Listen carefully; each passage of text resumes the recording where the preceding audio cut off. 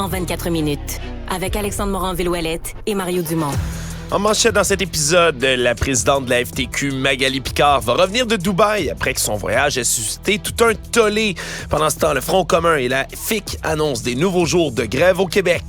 Éric Girard annule, lui, sa visite à Gary Bettman à New York, tandis que les rumeurs se poursuivent dans la Ligue nationale sur le joueur de hockey Corey Perry. Et l'origine de la pandémie de COVID-19 se préciserait selon un ancien haut placé américain. Tout savoir en 24 minutes. Bienvenue à Tout savoir en 24 minutes. Bonjour Mario. Bonjour, quelle grosse journée dans les nouvelles. Quelle grosse journée d'actualité, là. Alors que dans les dernières semaines, on sentait vraiment un appui populaire là, au mouvement de grève qui mobilise encore là, des centaines de milliers de travailleurs du Front commun, de la FAE, de la FIC, de divers groupes de contestation syndicale là, qui attendent toujours un renouvellement de la convention collective. Premier faux pas du côté syndical qui avait à date un score parfait là, de parler à l'opinion publique, de présenter les doléances des membres. Oui, même le dernier sondage léger, les autres qui ont été faits, démontraient un appui assez solide, merci. Mais le premier faux pas vient de la présidente de la FTQ, Magali Picard, qui, avec son syndicat, ont envoyé ce matin, hier, des communiqués de presse, Mario, même aux médias, au grand public, en expliquant que l'état-major du groupe de la FTQ se dirigeait pour Dubaï. Qu'est-ce qui se passe à Dubaï en ce moment? C'est la COP28, le sommet sur le climat. Vous êtes peut-être nombreux à vous demander qu'est-ce que fait un syndicat québécois là-bas, à la COP. Ouais. Parce que l'objectif général de sauver la planète, on le comprend bien, là, mais qu'est-ce que la présence de la FTQ peut faire de différent, alors qu'ici, ils sont en train de mettre le Québec à l'envers avec des grèves. Oui, au complet, ça n'a pas manqué d'être souligné aujourd'hui assez rapidement, merci. Alors qu'il y a des gens qui se sont indignés du fait que y a des travailleurs de la FTQ, eux, sont dans la rue, font du piquetage, n'ont pas de salaire, et pendant ce temps-là... Ceux de la FTQ, je pense qu'ils ont des petits fonds de grève, plus les autres, en tout cas. Oui. C'est un des syndicats qui est le plus fort dans les fonds de grève. Je sais pas s'ils en ont tous jusqu'au dernier, mais... Oui, et qui n'ont pas nécessairement donc leur ils salaire. perdent beaucoup de salaire, ils ont un petit salaire. Et pendant ce temps-là, Magali Picard, elle, se retrouve à Dubaï, évidemment, sur les frais de la FTQ, on le comprend bien, et ça a soulevé un tollé tellement que, tout premièrement, Mme Picard s'est fait rejoindre ce matin, était rendue à Dubaï, a donné une première entrevue dans laquelle elle assurait qu'elle allait participer de loin en conférence Zoom, en conférence à distance, aux négociations, que s'il y avait des avancées dans la négociation, qu'elle était prête à sauter dans l'avion du jour au lendemain et revenir.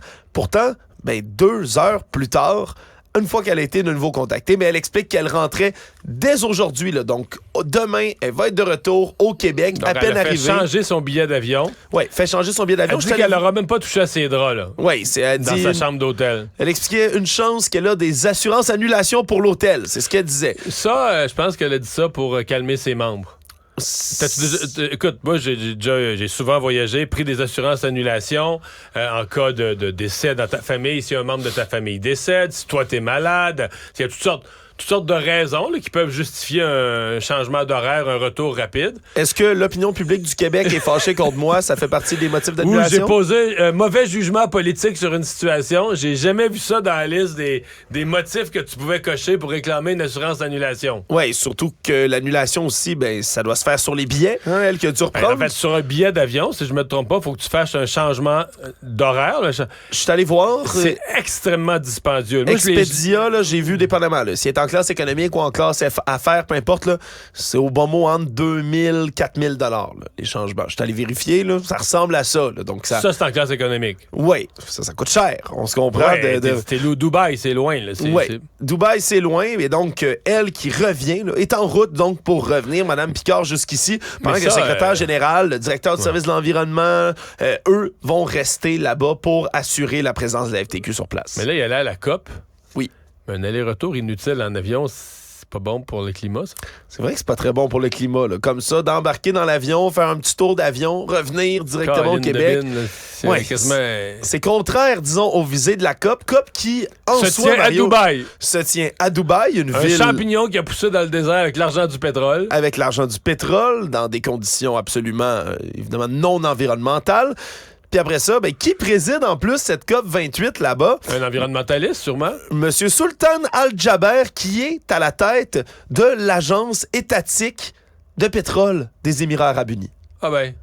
Donc, c'est un magnat du pétrole qui Non, en ce moment même, les plus la conférence... Les plus cyniques disent qu'en marge de la conférence, il va se signer des deals de gaz et de pétrole. C'est des documents qui ont été, entre autres, apportés par la BBC, là, donc média extrêmement crédible du Royaume-Uni, qui ont vu des documents qui ont été coulés, dans lesquels on a là, des talking points, comme on appelle. Des protocoles. Des protocoles, des points à amener pour divers diplomates des Émirats arabes unis pour bien parler. On parle d'au moins 15 nations différentes présentes sur place avec qui on espère signer des ententes de vente ou d'achat de pétrole ou de gaz naturel. Bon, on fait d'une pierre deux coups. Fait qu'on veut sauver le climat, ne plus dépendre de ces énergies fossiles, puis on va en profiter pour en vendre le plus possible en même temps. Ben parce que sinon, il va falloir qu'ils reviennent pour ça. Ça va faire 2 voyages en avion. Que c'est environnemental, Mario. Puis je suis assez... Ça fait qu'il y a beaucoup de gens qui étaient contents que la FTQ débarque ce matin. C'est vraiment le premier faux pas. Est-ce que ça pourrait impacter là, plus concrètement, Mario? On va le voir. D'abord, je pense que le fait qu'elle revienne, je pense que son voyage aurait été infernal. Là. Ça aurait chialé ici tout le temps. Deuxièmement, ça aurait donné des armes au gouvernement pour dire, ouais, mais là, vous dites négocier. Les chefs syndicaux sont même pas au pays. Mais quand même, je veux dire, ça reste que ça a marqué l'imaginaire, c'est sûr. Bon, ceci dit, on est... Moi, j'ai une pensée aujourd'hui pour les gens de la FAE. Parce que ce qui a été annoncé aujourd'hui, les nouvelles journées de grève, là... Oui. Là, on est rendu à parler des grèves générales et limitées à peut-être après les fêtes, là.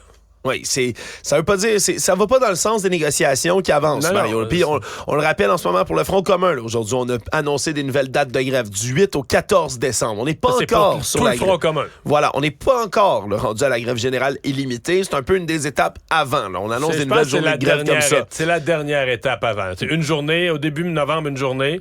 Fin novembre, 3 journées. Mois de décembre, 7 journées.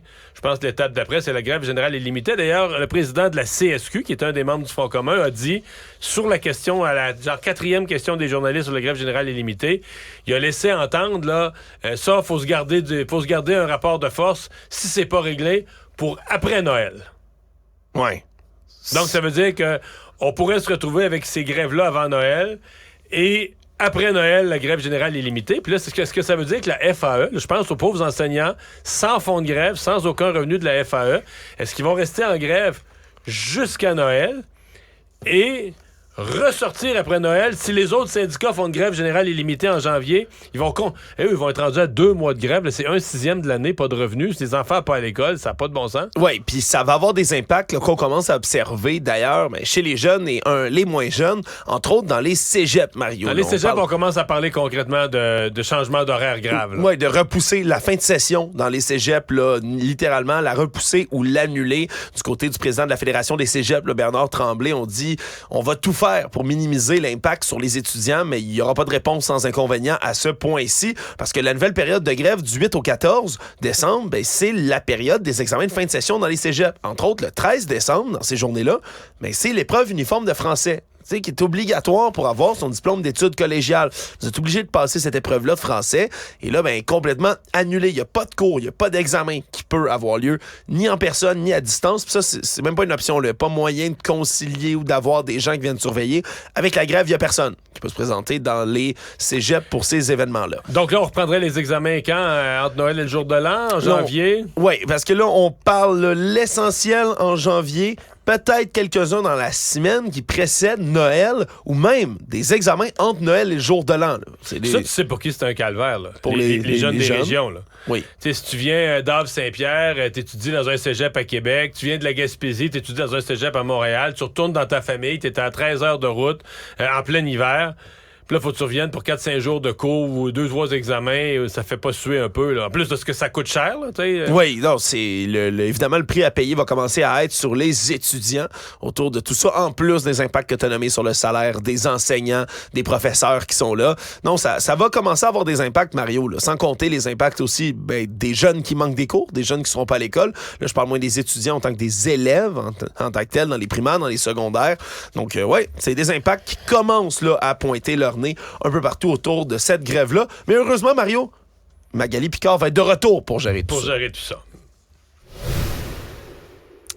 Pendant qu'on critique certains voyages, il y en a un qui en a annulé un de ses voyages. c'est le ministre des Finances, Éric Girard, qui vient d'annuler son séjour à New York. Lui qui devait passer 2 jours, aujourd'hui et demain, dans la grosse pomme, devait participer entre autres avec une conférence de la firme Bloomberg, mais aussi pour aller rencontrer le commissaire de la Ligue nationale de hockey, Gary Bettman. Je pense que c'est surtout ça que c'était pas le bon moment. Oui, parce que... Le bon timing. Oui, parce que ça a grogné, Mario, un tout petit peu, cette fameuse éclipse médiatique qu'il y a eu alors qu'on a annoncé une subvention de 5 à 7 millions pour 2 matchs préparatoires des Kings de Los Angeles à Québec qui viendront l'automne prochain. Ça a fait tout un tollé. Le ministre Girard a été critiqué en masse. Il y a même des députés de la CAQ eux-mêmes qui ont décidé de lever leur voix publiquement contre cette mesure-là. Alors là... Finalement, il y a Luc Robitaille, le directeur gérant des Kings, qui est le président de l'équipe des Kings, qui est venu un peu à la rescousse du gouvernement en disant hey, là, calmez-vous un peu, ça coûtera probablement même pas ça, on est content de venir, on va arranger ça.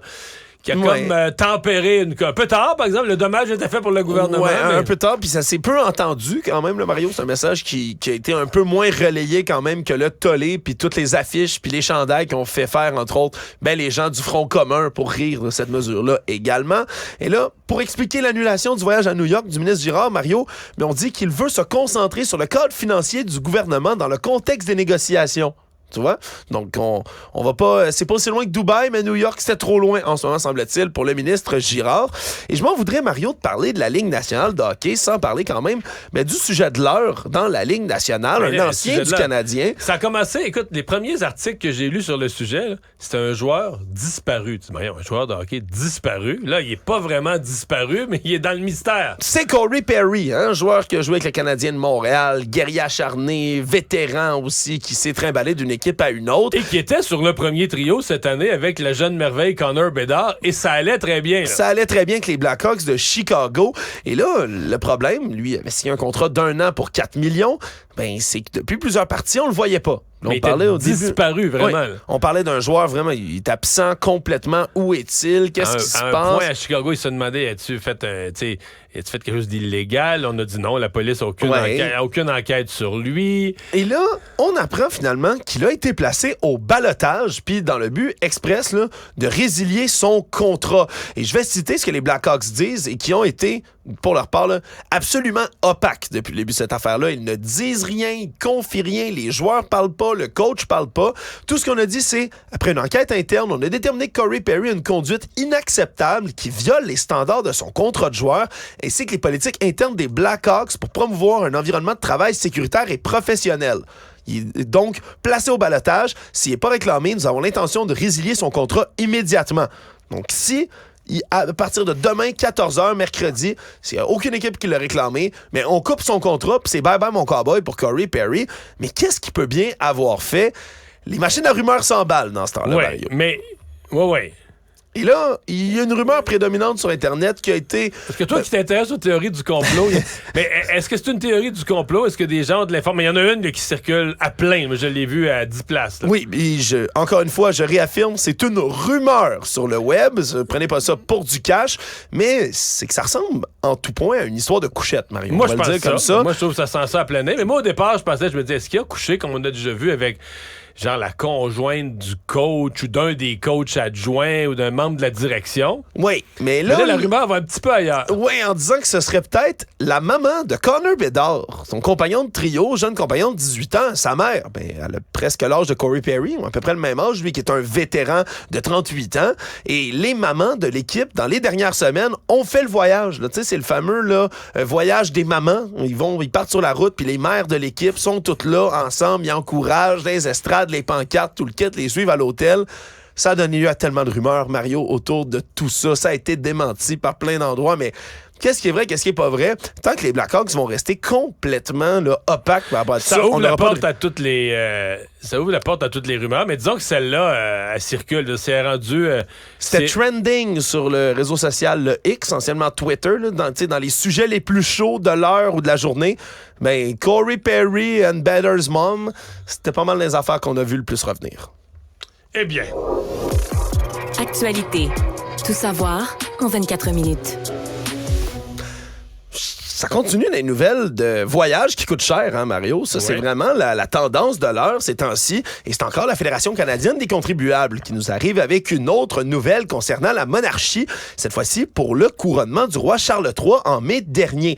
Et attention, on est encore en train de passer en revue certaines des factures. Là. Il y a des dépenses en cours de traitement. À la fin de l'article, ça dit and counting, ça veut dire et on compte toujours. Là. Et on compte toujours, mais pour l'instant, ce que ça a coûté pour aller assister là, pendant 3 jours au couronnement du roi Charles III pour la délégation canadienne, c'est une belle facture de 534 675 $. Mais c'est pour beaucoup de monde. Moi, c'est ça qui est finalement... ce qui m'a surtout frappé, c'est c'est toute une délégation. Oui, 102 personnes qui se sont rendues avec la délégation canadienne pour aller assister au couronnement. Là. C'est à peu près 5 241 $ par personne pour l'instant de facture que ça a coûté.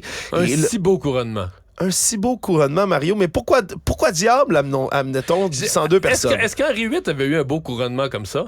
Je pense pas que le Canada était présent au couronnement d'Henri VIII, si je ne m'abuse. Ça prenait 4 mois pour se rendre. Ouais, c'était quand même long, puis je sais pas sûr que c'était formé complètement, mais si on revient quand même aux 102 personnes, là, on parle de 87 personnes qui accompagnaient Justin Trudeau, 15 personnes qui accompagnaient la gouverneure générale Mary Simon, et là-dedans, c'était des bureaucrates, des dirigeants autochtones, des jeunes leaders, les astronautes, Jennifer Sidney Gibbons, Jeremy Hanson aussi, qui étaient là sur place. Puis c'est tout ce beau monde-là qu'on a amené à grand prix, là, hôtel, avion, bouffe, déplacement. Un si beau couronnement. Un si beau couronnement. Donc, ça a coûté une belle délégation, comme ça. Je savais pas encore qu'on envoyait des grandes délégations. Je pensais que c'était moyenâgeux.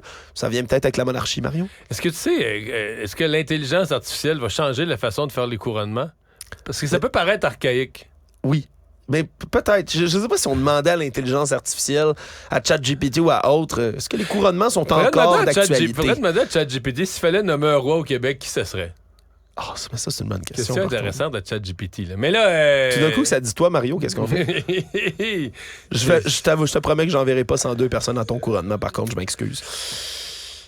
Mais avec 5 000 $ par personne, belle chambre d'hôtel, billet d'avion, quelques repas. Puis évidemment, ça, c'est pas le même montant que les funérailles nationales, Elisabeth II. Hein? Ça avait coûté la modique somme de 400 000 $ de frais d'hôtel. Beaucoup moins de monde. Là. Par personne, c'était beaucoup plus. Je pense qu'il c'était 20 coques. C'était quand même 400 000 $ de frais d'hôtel pour les funérailles. Je comprends. Un bel hôtel avec un beau lobby dans lequel Justin Trudeau a chanté avec des Grégory Charles, n'oublions pas. Oui, mais c'est là qu'il avait pris sa chambre à 6 000 $. Oui, il y avait un service de bouteilles de sommellerie. De butler, voilà. Associé à la chambre. Bonne nouvelle dans le domaine médical. Ici au Québec, les Québécoises qui sont atteintes d'un des pires types de cancer du sein vont pouvoir être parmi les premières au monde à bénéficier d'essais cliniques spéciaux qui viennent d'une percée médicale d'ici. C'est entre autres au Centre universitaire de santé McGill qu'on mène une étude mondiale sur ce qu'on appelle le cancer triple négatif.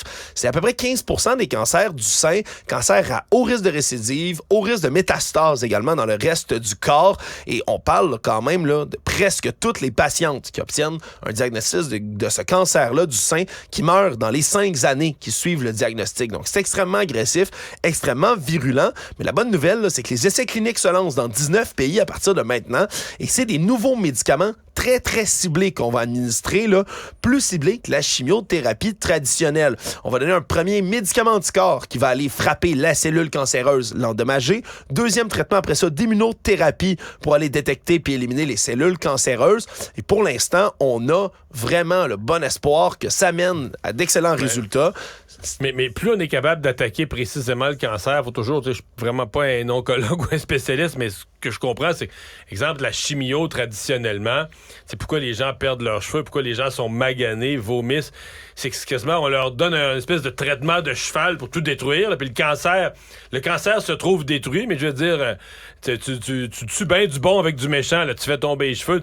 Alors, plus on réussit à attaquer directement le cancer, plus on a des chances de succès, puis probablement, moins on a toutes les conséquences secondaires qui peuvent gâcher une couple d'années de ta vie. Là. Pas juste probablement, même selon les témoignages, entre autres d'une Montréalaise, Nancy Brunet, qui était la toute première au monde à recevoir ces nouveaux médicaments-là. Elle explique là, que oui, le cancer est très agressif sur elle, mais comme c'est ciblé, tu l'as dit, meilleure qualité de vie. Elle n'a plus besoin de dormir 18 heures par jour, par exemple. Elle se sent beaucoup mieux. C'est un traitement qui est très ciblé, puis on s'entend, son cancer reste extrêmement agressif, mais c'est tout de suite, là, vraiment une très belle innovation qui est amenée. Les tests cliniques vont se poursuivre un peu partout. Puis ça donne espoir quand même face à un type de cancer très, très virulent. Un oncologue, un jour, m'avait expliqué la chimio, il disait essentiellement, tu sais, t'envoies... Tu passes tout à la trappe. Ah ouais, t'envoies un système de destruction massive dans l'être humain, là, en se disant, ben là, moi, c'est le moyen que j'ai de détruire le cancer. Et de fait, ça marche souvent, là, ça détruit le cancer. Mais je veux dire, elle m'a dit, tu parles à la personne au bout de quelques semaines de chimio, elle dit, ouais, il y a pas mal de destruction, pas mal de dommages collatéraux, là. Économie. Guy Leblanc, le PDG d'Investissement Québec, a accordé une entrevue à nos collègues du journal pour répondre un peu aux critiques qu'a essuyé récemment Investissement Québec par rapport aux risques économiques autour de la filière batterie au Québec. On se souviendra, on avait appris qu'il n'y avait pas d'études de commandées sur les risques liés à la filière des batteries. Alors qu'à ce moment-ci, il y a plusieurs compagnies, plusieurs entreprises, dont Ford, entre autres, le géant américain, qui ont décidé de geler certains investissements en véhicules électriques. Là. Il y a de l'incertitude dans les marchés ces temps-ci, mais pourtant, pour Guy Leblanc, on dit qu'on a fait l'ensemble de nos devoirs, que même s'il n'y a pas d'études, qu'on a consulté les experts, qu'on a eu des discussions avec les joueurs internationaux. Puis d'ailleurs, lui tenait à amener un nouveau message, celui de plus parler de subventions. Lui est tanné de dire c'est les subventions qu'on donne. Il dit c'est à peu près 5% du 15 milliards qui est considéré comme une vraie forme de subvention. Pour lui, le reste, ce sont des investissements, puis il est encore extrêmement confiant que ça va même devenir la filière batterie, selon lui, comme une espèce de deuxième Hydro-Québec. Une mise à jour qui est importante quand même là, de Guy Leblanc. Oui, en fait, je vais être sévère. Quand les gens parlent de ça, je suis découragé. D'abord, les gens comprennent rien. Tellement de grande partie de la population. Les gens mettent ça, mettons, en parallèle avec, je sais pas, mais l'argent qu'il faudrait payer les employés du secteur public. Parce que l'argent qu'on met dans Nordvolt, vous avez le droit de penser qu'il y en a trop. Mais tu peux pas voir ça comme une dépense. Le but, c'est de faire de l'argent. C'est comme si toi, tu mettais dans la même colonne, tu t'achètes du pain, puis tu t'achètes un certificat de placement garanti, un certificat de dépôt à 4 %. Là. Non, mais là, tu vas dire, le certificat de dépôt, c'est de l'argent que je place pour en refaire avec cet argent-là. Le pain, je vais le manger, je le reverrai plus jamais. Ben, il faut manger, là, mais je veux dire, c'est une dépense, un investissement. Ben, l'argent qu'on met dans Nordvolt, c'est un investissement. Le but, c'est de payer les salaires du secteur public, pas demain matin, mais en 2030, 40, 50, d'avoir un secteur florissant. Si on n'y croit pas, on met pas une scène dans Nordvolt. Si on n'est pas foncièrement convaincu que ça va être rentable à terme, on met pas une scène là-dedans. On n'a pas besoin de Nordvolt. C'est pas un service public, Nordvolt. C'est pas un hôpital, Nordvolt. C'est une machine à faire de l'argent plus tard pour l'État, d'impôts, de taxes, de retombées économiques. Et d'emplois. Ouais. Maintenant, après ça, il y a le risque. Est-ce qu'on est sûr d'en faire? Les gens me demandent ça, mais est-ce qu'on est sûr? Est-ce qu'on est sûr? Dans les années 70, les gens disaient de Robert, pas les gens, mais des gens, le PQ, entre autres, disaient de Robert Bourassa qu'il était fou. Construire des barrages de ce grosseur-là, à cette distance-là, avec des lignes de transmission. Les risques étaient énormes, là. C'était des risques, là. On empruntait les plus gros montants d'argent que le Québec avait jamais emprunté dans son histoire, puis on partait à Bay James, puis on allait construire des milliers de kilomètres de lignes, puis qu'est-ce qui allait arriver aux lignes, puis en cas de tempête... On est content de l'avoir fait aujourd'hui. Oui, mais est-ce qu'il y avait un risque? Fait que tu le sais.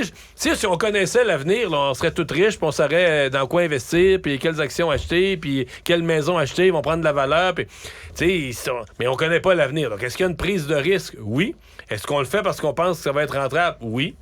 Puis là, si Fitzgibbon se trompe, puis qu'en 2034, on se rend compte que tout ça était une grosse gaffe, on chialera contre lui. En attendant, c'est le gouvernement qui gouverne, puis ils pensent qu'il y a de l'argent à faire là.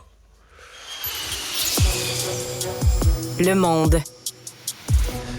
Un ancien fonctionnaire de l'administration Trump est venu faire toutes sortes d'affirmations par rapport à l'origine de la COVID-19. Incroyable, là, parce que...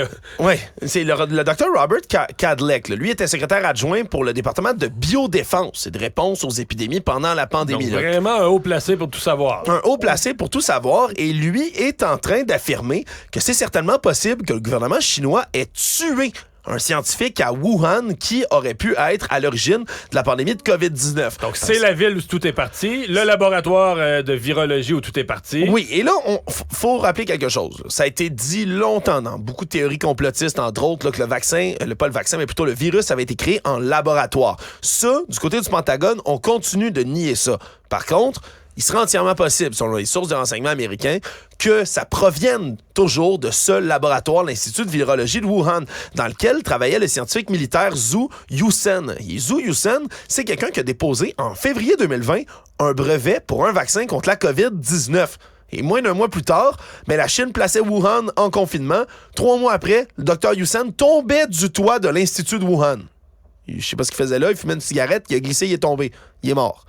Évidemment, c'est toutes sortes de détails qui sont extrêmement inquiétants et intéressants à apprendre. Les accidents en Russie et en Chine sont toujours enquêtés assez vite. Voilà. Et là, ce qu'on explique du côté des concepteurs de vaccins américains, c'est que selon eux, ça aurait pris au moins 3 mois pour produire les données qui sont citées dans le brevet de Dr. Yusen, ce qui veut dire qu'il aurait pu potentiellement être en train de travailler déjà sur le virus de la COVID-19, sur des moyens de le prévenir, et que ça pourrait être lié, évidemment, avec l'éclosion à cet endroit-là. Bien sûr, il faudra plus d'enquêtes avant d'en savoir plus. Résumer l'actualité en 24 minutes, c'est mission accomplie.